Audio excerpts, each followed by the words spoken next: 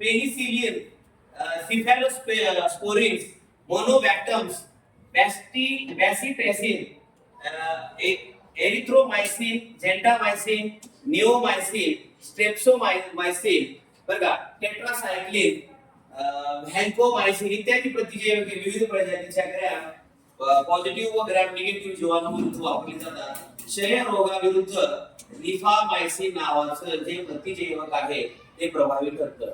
मानवांच्या प्रतिजैवकामुळे असा शोध लागला की बाबा एखाद्याचं लक्षण जरी दिसून येत नसेल, काय दिसून येत नसेल, लक्षण दिसून येत नसेल, बरं का, किंवा लक्षण दिसायले आणि रोगजंतू सापडत नाहीत, भरपूर तपासण्या केल्या आणि रोगजंतू लक्षण तर दिसायले, माणूस तर आजारी आहे परंतु ते रोग सापडत नाहीत किंवा त्या रोगाचे जीवाणू त्याच्या शरीरामध्ये सापडत नाही.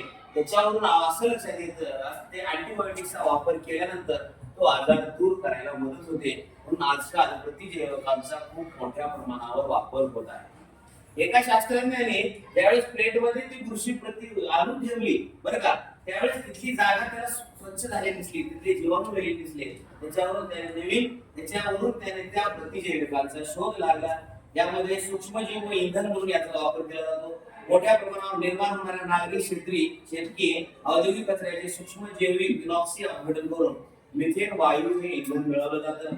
सॅक्रोमायसिस किंवा जेव्हा ऊसाच्या मळीत मिसळते, ऊसाची मळी माहिती आहे तुम्हाला, ऊसाच्या मळीमध्ये सॅक्रोमायसिस नावाचं कोणतं, सॅक्रोमायसिस,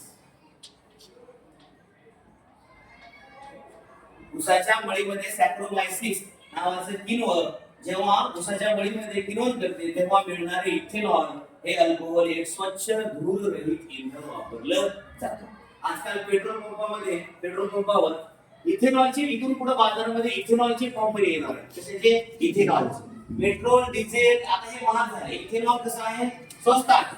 त्याच्यापासून गाड्यांमधून निघणारा जो धूर आहे तो धूर निघत नाही आणि हवेचं प्रदूषण होत नाही. कशामुळं, इथेनॉलमुळं. आणि हे जे इथेनॉल आहे या इथेनॉलमुळं आपल्याला पैशाची बचत सुद्धा होणार आहे आणि ते वापरलं तर ते धूर रहित होईल.